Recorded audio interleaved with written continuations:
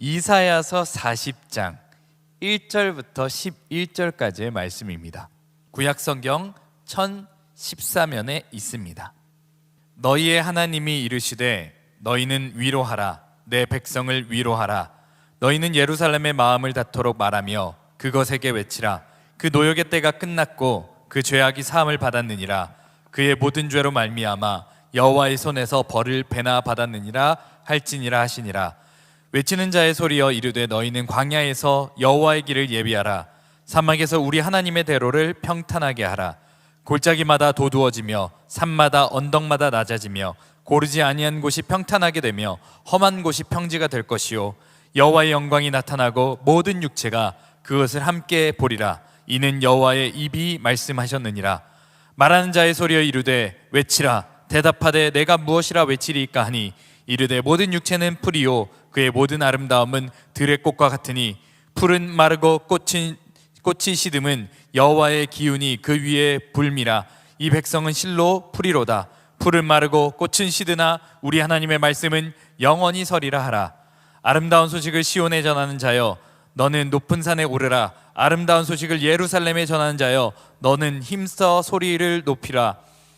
두려워하지 말고 소리를 높여 유다의 성읍들에게 이르기를 너희의 하나님을 보라 하라. 보라, 주 여호와께서 장차 강한 자로 임하실 것이요 친히 그의 팔로 다스리실 것이라. 보라, 상급이 그에게 있고 보응이 그의 앞에 있으며 그는 목자같이 양떼를 먹이시며 어린 양을 그 팔로 모아 품에 안으시며 젖먹이는 암컷들을 온순히 인도하시리로다. 아멘. 여러분 새해 복 많이 받으세요. 한번 인사해 볼까요? 새해 복 많이 받으세요. 옆에 있는 분들 저한테도 좀 해주시죠. 새해 복 많이 받으세요. 그 새내기들도 오늘 처음 청년 공동체 예배 드리죠. 새내기들도 새해 복 많이 받으시길 바랍니다. 2021년도에는 우리 청년 공동체에 하나님의 아름다운 소식이 가득할 것입니다. 주님께서 우리에게 약속해 주신 것이니 주님께서 반드시 이루어 주실 것입니다. 올해 청년 공동체 주제를 좀 정해 보았습니다. 함께 한번 보고 같이 읽어보면 좋겠는데요. 간단합니다. 제가 한번 읽어볼게요. 복음으로 하나 되는 청년부. 여러분들과 제가 한번 같이 읽어볼까요? 시작. 복음으로 하나 되는 청년부. 이것을 올해 마음속에 굳게 붙잡고 나아갔으면 좋겠습니다. 복음으로 하나님의 복이 가득한 청년 공동체 되기를 소망합니다.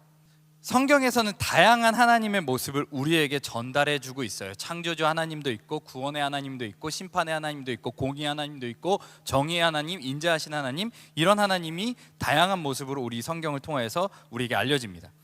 우리가 성경을 열심히 읽는 이유 중 하나는 이 성경 말씀을 통하여서 우리에게 하나님의 모습을 나타내 주시기 때문입니다. 하나님은 날마다 새롭습니다. 우리의 지식을 통해서 하나님을 알 수는 없어도 하나님은 우리의 지식과 함께 일하셔서 하나님의 다양한 모습을 나타내 주시는 분이십니다. 지금 여러분 한번 잠깐 눈을 감고 하나님을 떠올려 볼까요? 하나님을 한번 떠올려 봅시다. 예배 시간이잖아요. 우리 예배 가운데 하나님께 예배 드리는데 하나님을 떠올려 봅시다. 여러분 어떤 하나님이 떠올리세요? 어떤 모습인가요? 여러분들 생각 속에 여러 가지 하나님의 모습이 나타날 거라고 생각해요.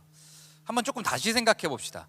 그러면 오늘 하나님께서는 여러분들에게 어떤 하나님의 모습을 나타내 주고 싶으실까요? 이렇게 생각해 본 적 있어요? 그냥 하나님을 내가 생각하고 싶은 대로 생각하는 게 아니라 하나님은 오늘 어떤 모습으로 우리에게 나타나시길 원하실까? 이런 생각을 우리가 해보게 됩니다. 그렇게 생각하면 사실 머릿속이 좀 복잡해져요. 하나님의 마음을 내가 어떻게 알까? 이런 여러 가지 복잡한 마음이 드는데 그럴 때 우리는 말씀에 집중하면 됩니다. 오늘 우리에게 주신 이 말씀에 집중하면 하나님이 오늘 이 말씀을 통하여서 나타내고자 하시는구나, 이렇게 우리가 마음속에 받아들이면 되겠죠. 오늘 본문 속에 있는 하나님의 모습은요, 승리의 하나님, 위로하시는 하나님의 모습이 오늘 본문 가운데 선명하게 나타나 있습니다. 사실 지금 이사야서를 통해서 이 말씀, 하나님의 말씀을 듣는 사람들에게는 이 승리하신 하나님, 위로하신 하나님이 좀 사실 생소할 수 있습니다. 왜냐하면 지금까지 이스라엘 사람들은 하나님의 매운맛을 경험하고 있었거든요. 그러니까 아주 그 강하게 심판하시고 공의를 세우시는 하나님의 모습을 지금까지 주구장창 보게 된 것입니다. 정의와 공의가 한이 없으신 하나님이셨는데 이게 이방 사람들이나 이스라엘 사람들이랑 상관없이 아주 공의롭고 정의로운 하나님이셨습니다. 이사야서는 66장까지 있습니다. 성경의 건수와 똑같죠. 이 성경의 구조도 구약과 신약으로 나누어지는데 그런 것처럼 이사야서도 1장부터 39장까지 한 부분이고 40장부터 66장까지 한 부분이어서 이 구약과 신약에 나눠진 그 숫자랑 같은 그런 것들을 가지고 있어요. 내용도 이제 극명하게 나뉘게 되는데 앞부분 39장까지는 이제 심판하시는 내용이 주로 이루게 되고요. 40장부터는 이제 위로하고 구원하시는 내용이 나오게 돼요. 그러니까 앞부분이 이제 심판의 책이라면 뒷부분은 위로의 책인 거죠. 이렇게 이제 1절에 이렇게 되어 있습니다. 이사야서 오늘 40장 1절의 말씀인데 너희의 하나님이 이르시되 너희는 위로하라 내 백성을 위로하라. 그래서 위로의 책이 된다고 볼 수 있습니다. 뒷부분의 부분들도 다 그런 말씀들이 나와 있는 거죠. 심판으로 인해서 너덜너덜해진 이스라엘을 위로하고 구원하시는 모습이 아주 선명하게 이 뒷부분들에서 계속해서 나오게 됩니다. 여러분들은 살면서 또 성경을 읽으면서 다양하게 하나님의 모습을 경험했을 것입니다.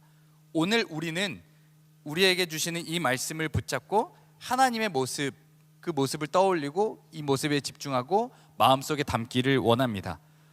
이 마음속에 새기기를 원합니다. 오늘 우리가 읽은 이 말씀은 올해 우리 청년 공동체에게 주신 하나님의 말씀입니다. 오늘 말씀에서 하나님의 모습은 어떻다고요? 승리하신 하나님, 위로하신 하나님, 영원하신 하나님, 그런 모습입니다. 풀은 마르고 꽃은 시드나 하나님의 말씀은 영원하고 하나님은 영원하다. 여호와께서는 강한 자로 임하실 것이다. 이렇게 우리에게 말씀을 전해주고 있습니다. 그렇다면 이게 무슨 뜻이냐? 승리하신 하나님, 위로하신 하나님, 영원하신 하나님, 이게 결국은 같은 의미를 우리에게 전해주기 위함인데 이 승리하신 하나님이 그냥 한 번만, 오늘만 승리하신 하나님이 아니라 영원한 승리를 이루시는 하나님이라는 것을 오늘 본문이 우리에게 알려주고 있다는 것입니다. 모든 육체와 모든 강한 사람들, 강대국들, 패권을 잡은 사람들, 이 시기를 지배하고 있는 여러 가지 상황들, 문화나 정치, 경제들, 이런 것들은 다 마르고 시들어 버리지만 하나님의 말씀은 영원하고 하나님은 영원하다. 근데 그 영원한 하나님이 어떤 하나님이냐? 승리하신 하나님이다. 이렇게 우리에게 선언하고 있는 것입니다. 근데 이런 하나님이 승리하신 것이 이스라엘 사람들이랑 무슨 상관이 있고 우리와 무슨 상관이 있을까요?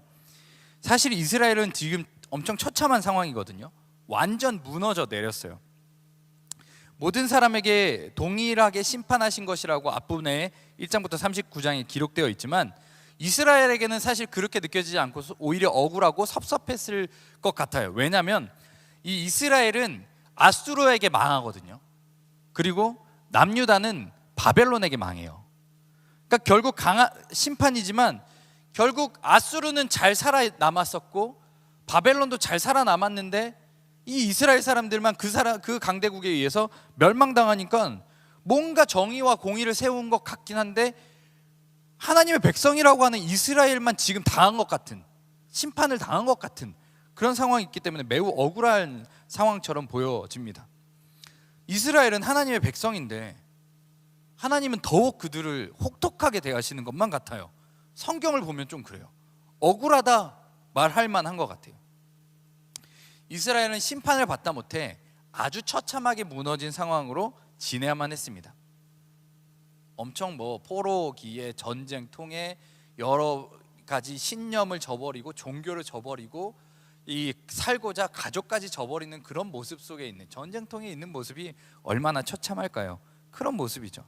그런데 이제 임하실 하나님의 모습을 보니 승리자의 하나님이셨습니다. 그들을 위해 싸우시고 그들을 온전히 다스리기 위해서 돌아오십니다. 그의 모습은 오늘 10절과 11절에 잘 나타나 있습니다. 보라, 주 여호와께서 장차 강한 자로 임하실 것이요 친히 그의 팔로 다스리실 것이라. 보라, 상급이 그에게 있고 보응이 그의 앞에 있으며 그는 목자같이 양떼를 먹이시며 어린 양을 그 팔로 모아 품에 안으시며 젖 먹이는 암컷들을 온순히 인도하시리로다. 인자하신 목자의 모습입니다. 그런데 단순히 인자하신 목자의 모습이 아니라 승리하신 강한 자이시지만 따뜻한 사랑이 한없는 목자의 모습을 하고 계십니다. 그분이 누구시냐? 너희의 하나님이시다. 이렇게 우리에게 전하고 있는 것입니다. 오늘의 승리의 모습은 지쳐있고 무너져 있는 이스라엘에게 어떤 의미가 있을까요? 덩케르크 철수작전이라는 실화를 바탕으로 한 영화가 있습니다. 제목도 덩케르크지요. 크리스토퍼 놀란 감독이 만들었습니다.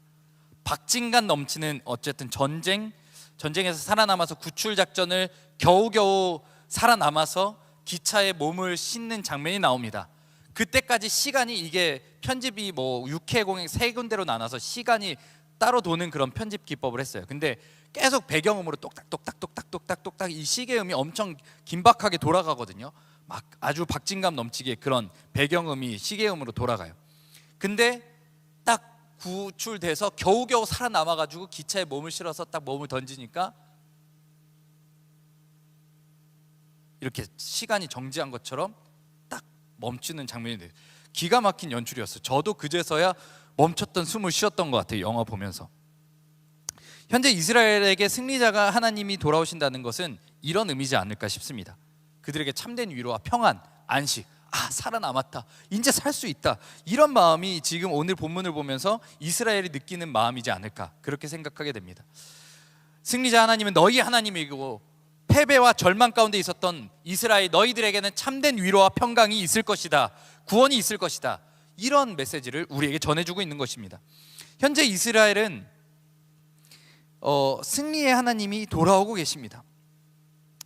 이런 이 마음을 처음 본 사람들은 어땠을까요?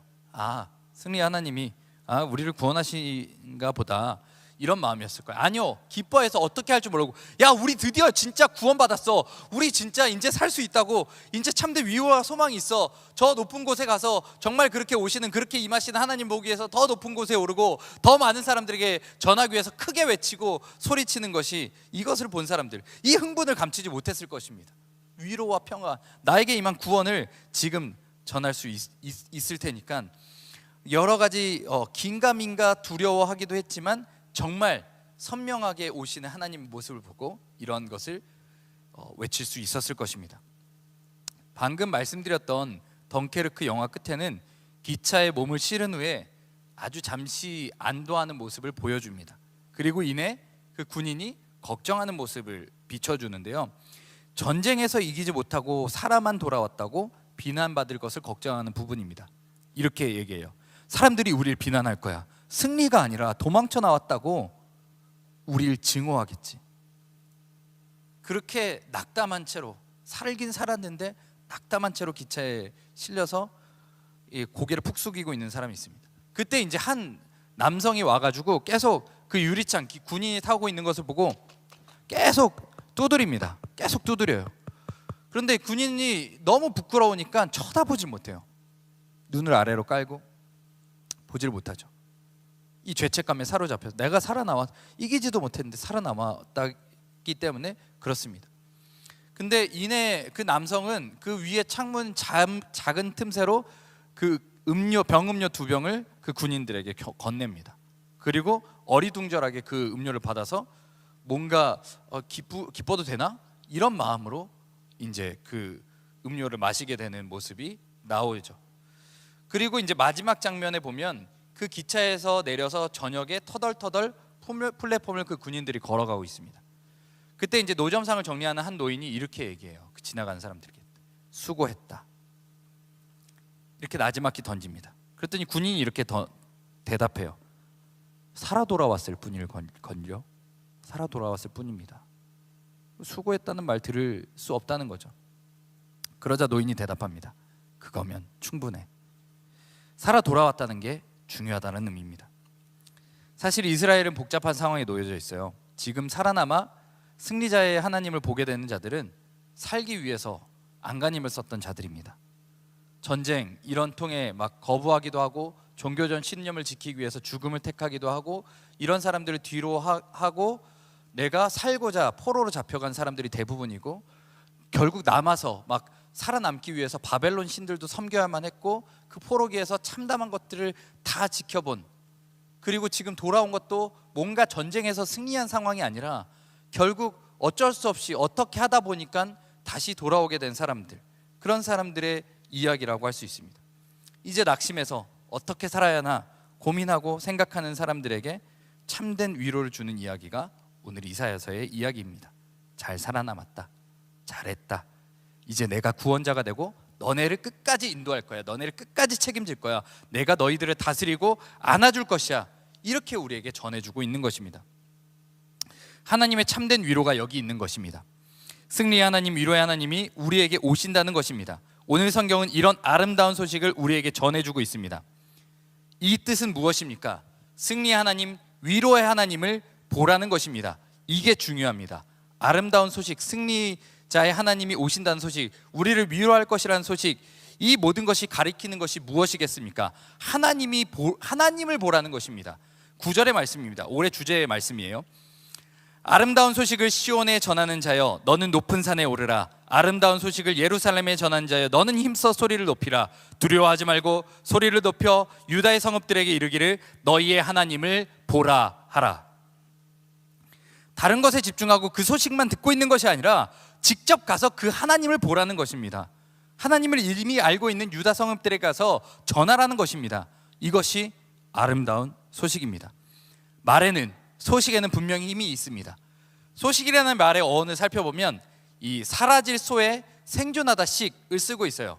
살아있는지 죽어있는지 그 안부를 묻고 소식을 전한다는 것이 이 소식이라는 단어의 어원인 거죠. 여러분, 하나님은 살아계십니다. 오늘도 살아계셔요. 그래서 우리가 이런 아름다운 소식을 전할 수 있는 것입니다. 전하는 자는 살아있는 이 아름다운 소식을, 살아계신 하나님을 전하는 이 아름다운 소식을 예루살렘에, 시온에, 유다 성읍에 지금 전하고 있는 것입니다. 이미 하나님을 아는 자들에게, 유다 성읍에게 가서 전하는 것입니다. 그렇다면 우리에게 적용한다면 무엇이겠습니까? 우리는 청년 공동체에, 이 고척교회에 하나님이 살아있다, 이 하나님의 아름다운 소식이 여기에 있다, 이렇게 전하는 것이 오늘 본문을 바로 적용한다면 그런 얘기입니다. 그러나 이 소식을 들었을 때 뭐야, 무슨 소리야, 이게 어리둥절하는 사람들에게 다시금 분명하게 전하는 것입니다. 소식에만 지금 만족하지 말고 하나님을 보라. 진짜 하나님이 오신다, 진짜 하나님이 여기 계신다, 진짜 하나님이 살아계신다, 하나님을 보라, 정말 지금 보라, 이렇게 강조하고 있는 것입니다. 이 세상에는 우리의 눈을 가리는 것이 참으로 많이 있습니다. 그리고 우리는 정작 중요한 것을 놓치기도 합니다. 달을 보라고 손가락으로 달을 가리키는데 손만 보는 경우가 있죠. 그렇다고 해서 손가락에게 탓할 이유는 없습니다. 우리는 오늘 이 아름다운 소식을 통해 오직 하나님 보기를 소망합니다. 하나님을 본 자를 통해 전해진 아름다운 소식이 반드시 우리를 하나님을 보는 곳까지 인도해 주기를 간절히 소망합니다. 올해 반드시 우리는 하나님을 보게 될 것입니다. 날마다 보게 될 것입니다. 매주 보게 될 것입니다. 하나님을 보고 참된 위로와 평안, 그리고 구원을 누리시는 청년 공동체가 되기를 소망합니다.